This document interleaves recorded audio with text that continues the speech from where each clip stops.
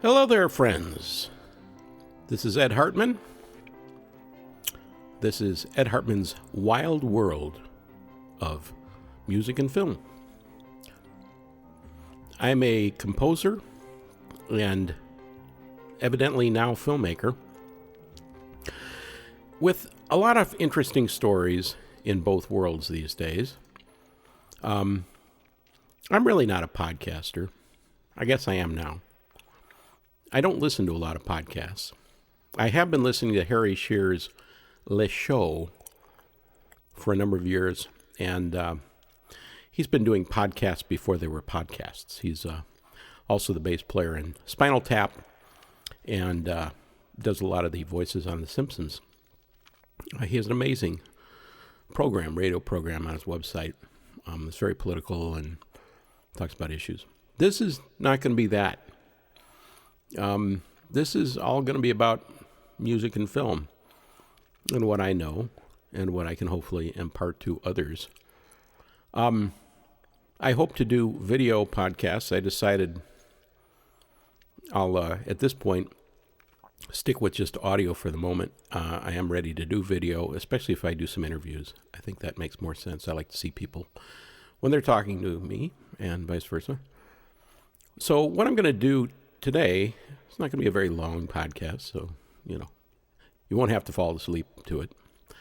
But I'm going to do 10 questions. I think it's 10, somewhere like that. That I'm going to be asking people in the future. If you have questions you would like to hear from other composers and filmmakers, please let me know. My website is edhartmanmusic.com, and you're welcome to contact me through that website. And there's a lot of information about what I do on there. The first question is, where are you from and where are you living now? Well, I'm originally born in Illinois, technically Evanston, Illinois, which is just north of Chicago. And I graduated in the 70s and went to Indiana University in Bloomington, and had a great 4 years of music education in the music school there, which is really among the top 10 music colleges in the world to this day, and had some extraordinary relationships. And I'm still getting things from that every day of the week. What I can say is, growing up in Illinois, there was a tremendous educational movement going on at that time, especially with the arts. My high school had 5,000 kids in it. It was right in the middle of the boom. And we had really 4 schools in one, southeast, north, and west. And we shared arts and, sports and things like that.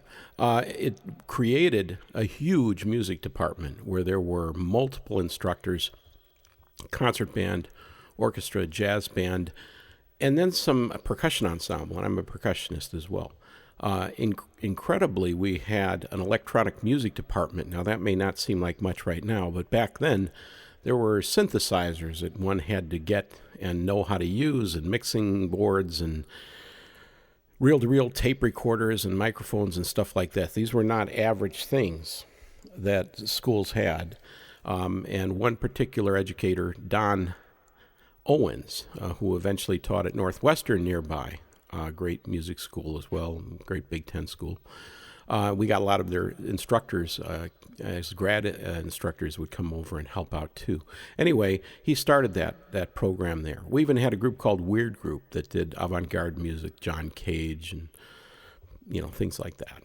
So it was a very unusual music department. Anyway, then I went to Indiana University in Bloomington and got a straight degree in classical percussion, orchestral, which I was interested in to an extent, but I was always kind of wanted to be a composer. And in fact, for my junior and senior recitals, I wrote some of my own music for that, which was a bit of an issue because I wasn't a composition major. But I had been taught to be a bit of a of an anarchist as a kid. And so I pushed for it, and I was able to do those pieces, although one of them was cut down from about 20 minutes to 7. Anyway, long story. But so I learned how to fight back, and I do that to this day. In fact, I was just working on an email to the Edmond City Council about waterfront development. I don't usually get into politics, but damn it, Jim, that's my neighborhood. Get off my lawn. So I don't want to building anything down there. I want to be able to park and go to the waterfront. So Evanston was on Lake Washington, on Lake Michigan waterfront there, and they successfully battled development there to this day. They have beautiful parks and things like that. So again, these were all things that I was taught to do as a kid. That you battle what's important to you. And in fact, just getting into college was a bit of an issue in itself. But I'll save that story for later. I did move from Bloomington to Seattle, Washington in 1979.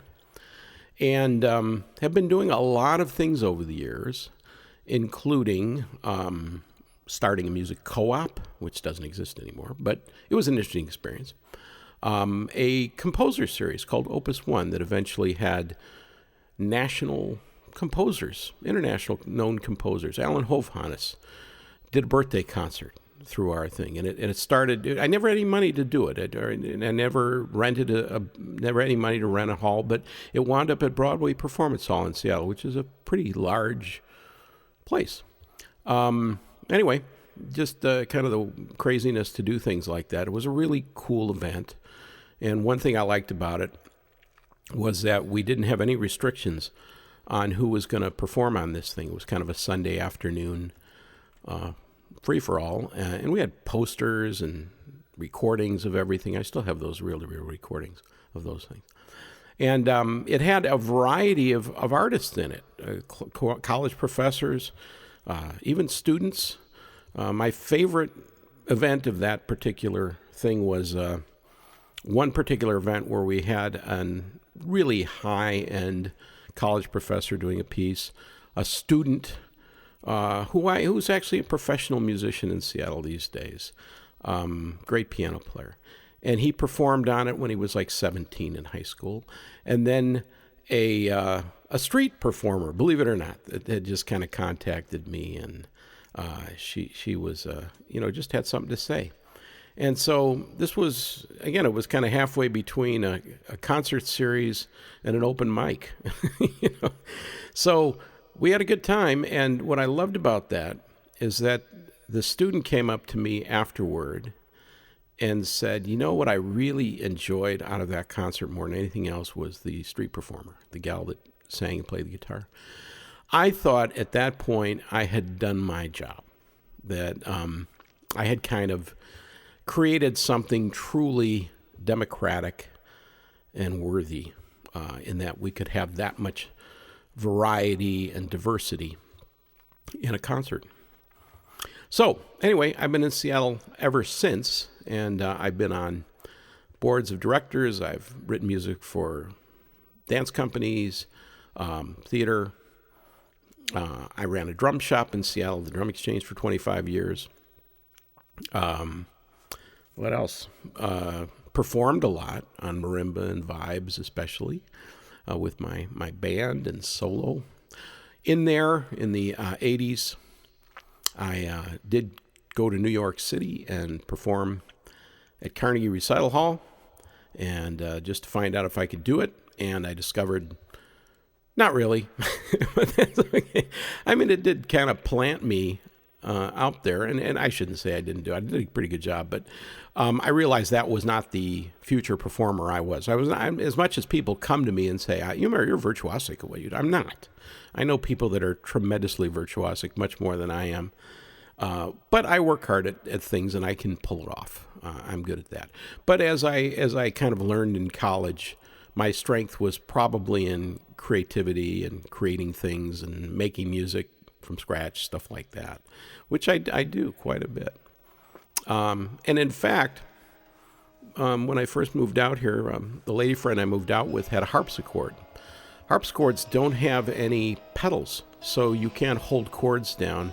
It's much more what we call contrapuntal, like Bach in the Baroque era. So you have lines that kind of go by all together.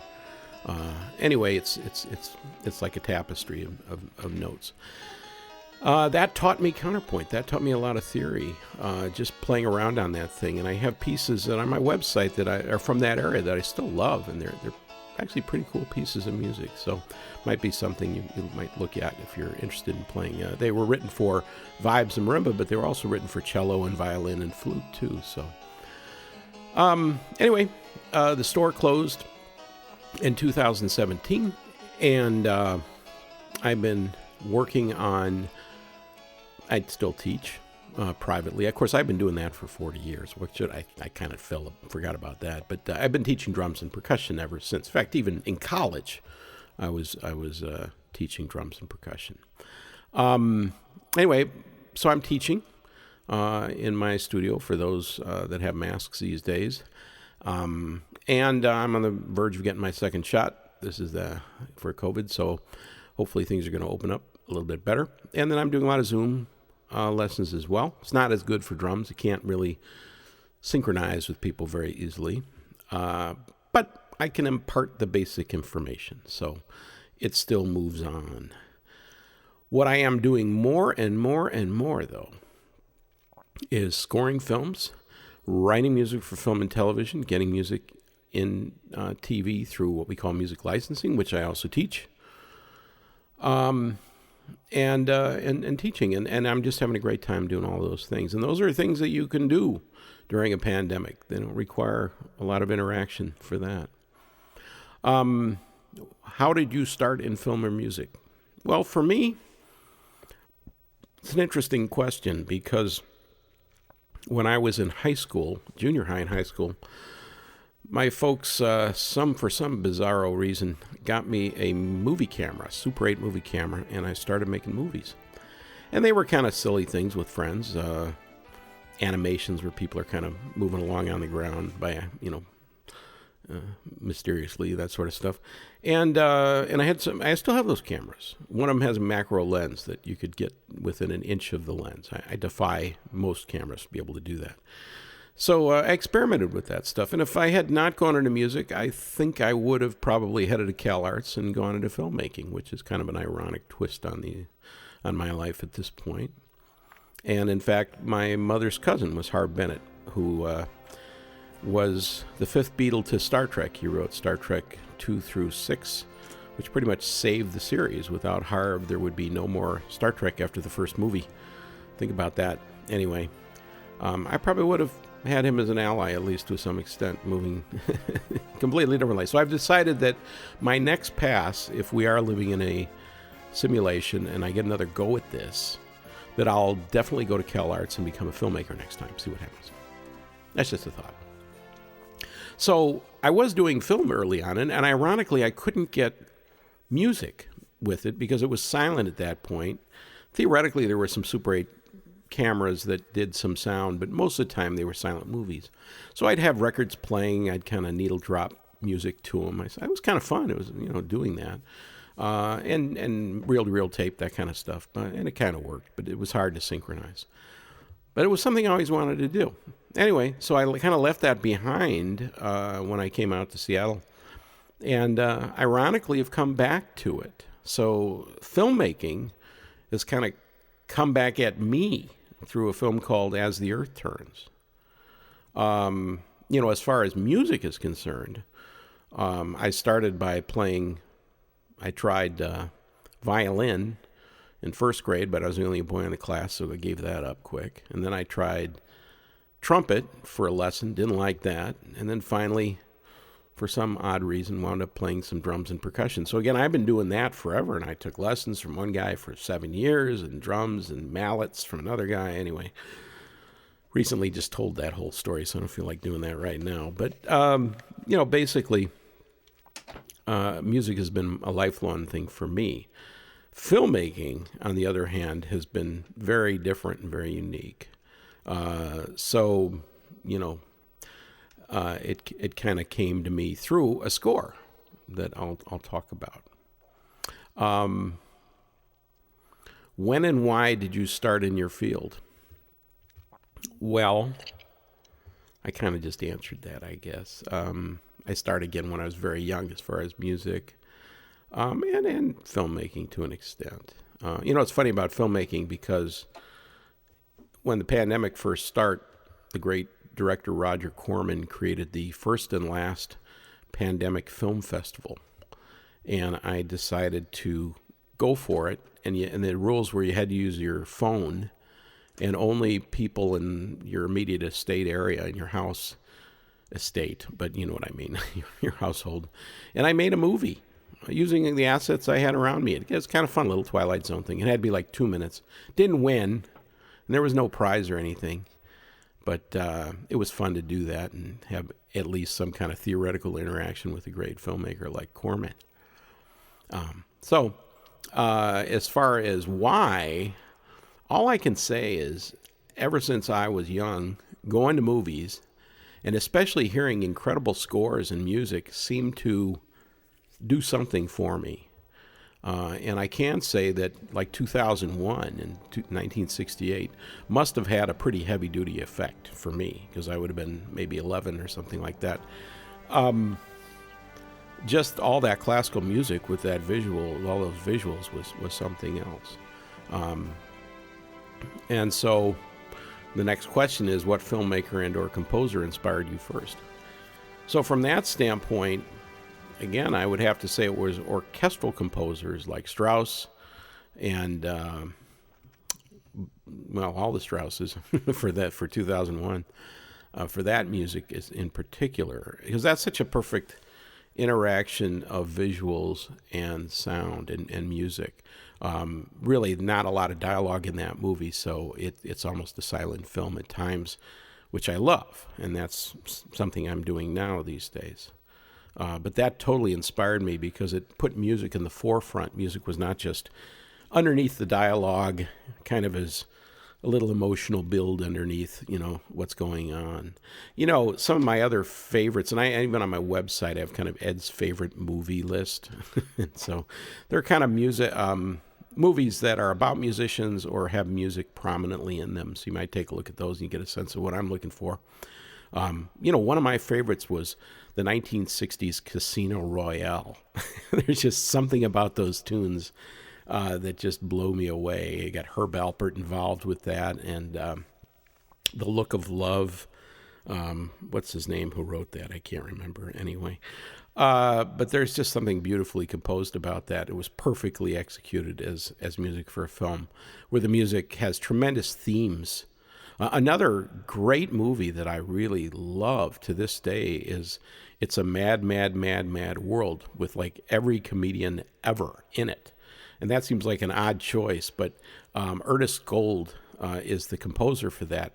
And it is probably one of the greatest scores I have ever heard. It's basically a waltz throughout. And the circus atmosphere of the film where all these things are going on is perfect for this thing. Just the opening credits with all this animation that was classic from that era really was amazing. And those themes are just developed throughout. One of the classic quotes about film music is it doesn't have development. Well, in this particular case, it really does, because the music is just completely developed throughout the film. So it's not like a symphony necessarily where you have intricate development of many, many themes, but those themes are big time in that film. So, for me, music has to have a big impact in it. It can't just be, again, a little bit of atmosphere here and there. As a score composer, that's sometimes my job to do that, but I really love it when the music's in the forefront. I have to go with Bernard Herrmann, especially not only his work with Alfred Hitchcock for North by Northwest and films like that, but also his science fiction stuff with from The Day the Earth Stood Still, The Time Machine. I don't know if it's a Time Machine, but yeah, I think so. And then War of the Worlds. My God, those are incredible scores. There's just something about what he did, especially with organ and horns and brass and winds. That guy was just unbelievable. So, And when you think about filmmaker composer combinations, Hitchcock and Herman are only really rivaled by Steven Spielberg and John Williams as being kind of pairs that have tremendous success together. Oh, in fact, it's one of my goals with this podcast, and within the next 10 years, is to interview Mr. Spielberg. I just decided that today. So I'll start that process right now and see if it happens. So you can see with me if I get anywhere with that. Who knows? But I do know that I am within 6 degrees of him through my mother's cousin, first of all, because my second cousin Harv worked with Spielberg on some animation projects back in the 80s or 90s or something like that. Also, the film that I scored recently, As the Earth Turns, which is a 1938 unreleased silent sci-fi film, and I have tremendous information on my website about that. And if you also go to astheearthturns.com, there's information about the film and lots of reviews and interviews. But anyway, the reason I bring it up is one crazy thing we did. I'm a producer on that, not just this composer, and ask me about how that happened. That we did enter the Oscars with that film in 2019. And that seems kind of crazy, right? Well, I do know that we did make 1,000 DVDs at the time. And through the Oscars, we were able to submit those, have them made and sent out to producers and directors. And I know for a fact that Mr. Spielberg and Mr. Scorsese did get a DVD containing my score and this film. So, again, who knows where things go. There's so much serendipity that happened with the making of that film. I'm not going to go into it right now. But we'll talk about that maybe another time. Or again, you can get ahead of it and look at the website and look at the reviews and interviews. But I do have faith that just about anything can happen at this point. What films and pieces of music do you like? Well, again, I've said a few of these things here too. One of my favorite composers, and this has to do with genres of films and music I like too. So again, these are kind of questions that are similar. When I think about composers, I've always kind of believed that I wanted the widest taste of music I could come up with, and that was due to my early education with Don Owens specifically, who kind of taught me a wide variety of music, at least in appreciating it. He would appreciate the most avant-garde and the Beatles and Zappa all at the same time. And that's how I was kind of brought up to do that. So for me, two of my favorites are Hector Berlioz from France, and Frank Zappa. And those seem kind of extreme, but I think they were both really unique people that were great at what they did. They were both very, very good musicians. And when people ask me, what kind of musicians do I like? My typical answer is, I like ones that are very good at what they do. I know that seems kind of silly, but it's less about the music they create as whether I have a great respect for them as musicians. And that can be a composing musician, performing, usually both. And both of those guys were both good at all of those things. I do recommend the recent Zappa. I haven't seen the one that's just out, but a couple of years ago they did another Zappa thing about his middle years, and I might recommend that. It was pretty cool filmmaking on that. So those are my favorite kind of composers right off the bat. As far as pieces of theirs, I am drawn to Symphonie Fantastique by Berlioz. I think that is probably one of the greatest pieces of music I've ever heard. It has a theme, idée fixe, which is just kind of a theme that keeps going through the piece. It's all about the life of the artist. And what I kind of teach my students is it's programmed music. It was really film music before there were films. And there's one point where the artist is brought to the scaffold and the guillotine comes down and you hear in the music, brum, bum, bum, and that's his head rolling. So, yeah, that's why I like Berlioz. He really knew how to take it. So that's it. And with Zappa, boy, really hard to pick, but I think my favorite album to this day is from this middle years stuff. Well, Waka Jawaki, Waka, and one band fits all, I think. But Just Another Band from L.A. is a live show with Flo and Eddie. There's something about that particular album that still gets me to this day. The stories that are going on in that thing are just absurd and ridiculous and amazing. And I think the level of the band was pretty cool at that time. That was when Zappa decided to bring in a whole nother level of musicians, kind of bail on the original mothers. Anyway, those are great albums for me. I also really love Oregon, that group, and I've had some interaction with some of those people over the years, as well as Santana Abraxas, that comes to mind. These are, again, albums that are albums. They're complete symphonies of music. They're not just little pieces of music. They go together as a cohesive listening experience. And that's something I think we miss these days. Something where vinyl albums were good because you'd play one side for 20 minutes and then you'd have to get up, flip the music over, and hear the other one, and it would skip. And there was a lot of problems with it. But I got to say, at least the concept of the album was kind of kept together. With CDs, we did maintain that for a while. Nowadays, it's really hard to keep an album's tracks together. You put them on Spotify, they just kind of divide and conquer out there. And, you know, I've created albums to this day, and I'm not sure anybody's heard more than one of the tracks at any given time for that. So it's hard to keep them going like that. So as far as genres, again, jazz, Latin, classical, Afro-Cuban, world, anything really doesn't matter to me. Blues, funk, and those are the kind of musics I like to create as well. So one thing I've been pretty successful at music and TV for film and TV because I'm pretty versatile as a composer and can create a lot of different styles of music. I'm not necessarily great at it, but I give it a shot. I've done epic orchestral stuff, and I've done kind of rock and roll things all at the same time. So to me, it's not a big deal. On the As the Earth Turns film, it's a combination of orchestral along with jazz and it was very period score back from the 1930s. What am I currently working on? Well, I just finished a podcast intro for a pitch to a company that was looking for one. If they don't take it, it's going to be the podcast intro for this thing.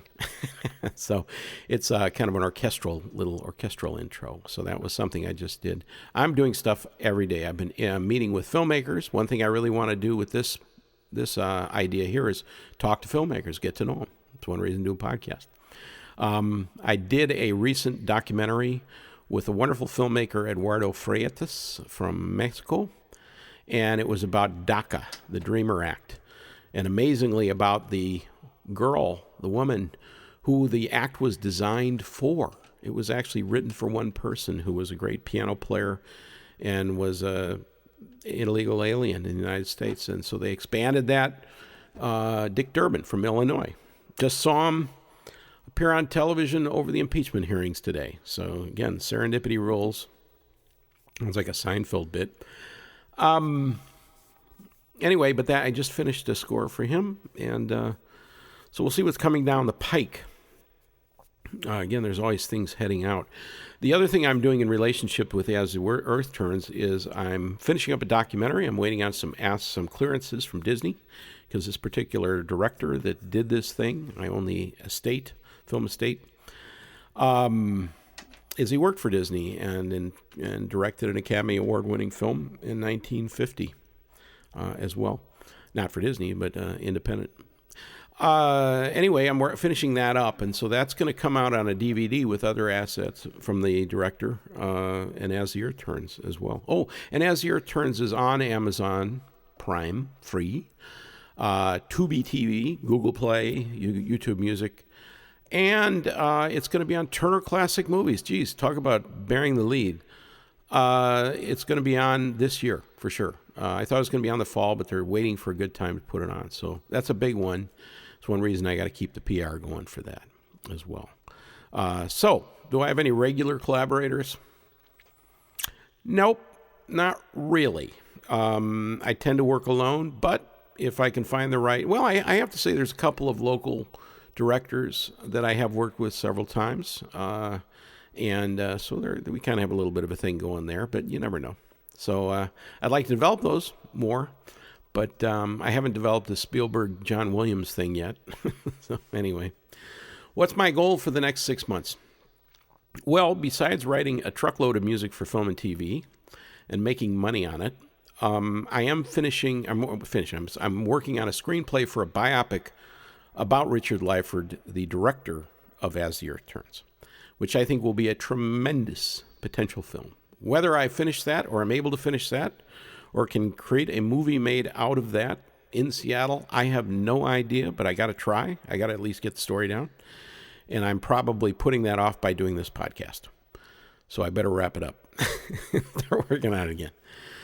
Anyway, that's kind of me in a nutshell. So I'm going to try and keep this down to 30 minutes. We're about there now. So thanks for listening. If you have any questions or ideas for this podcast, please let me know. Again, I think having interviews on it will make it much more interesting. I can talk about things probably endlessly, but I think I am also a teacher as well, and I teach acoustics, physics sometimes, not physics, but acoustics of music, and drums and percussion and music, and there's all sorts of stuff I can teach. My website has links to my YouTube channel, which has a lot of educational things about percussion as well. So anyway, please get in touch. My website, again, is edhartmanmusic.com. The website for the film is astheearthturns.com, and please see the film. If you do see the film, please review it on Amazon if you can. It really does help, and I'd love to get the viewership up on that film. It's an amazing movie. It was made by a 20-year-old kid, basically, in Seattle with no money. So there will be a lot more information coming about how he did it. There are assets on the website, backstory, and the interviews go into depth on all those things. I could have done 2 hours on that here. But anyway, please stay in touch if you're interested in being interviewed on this as a filmmaker, maybe composers too. I don't know. We'll see. I'd love to talk to you as well. And if you have questions about music licensing or things like that. In fact, one thing I thought I was going to do today, but evidently my 10 questions just ate up the time, was to go through my free music licensing and scoring newsletter, which comes out. All you got to do is email me through my website, and I'll put you on that list. And I was just going to go through it and kind of do a summary of last month. But, hey, just read the damn thing. You'll pick it up. That's been going on for 9 years. So if you really want to learn about that, take a look at that thing. I do teach that information. That's really cool for Zoom because I can share websites and tracks and all, and I have a video I show to it. Anyway, a lot of stuff going on. So I have been doing a lot of panels for organizations that deal with music sync, licensing, that sort of thing, music business lately, and interviews on that as well. So getting really involved in that, the business side. So thanks again, and please, again, stay in touch at hartmanmusic.com. We'll see you soon. Thanks. Bye.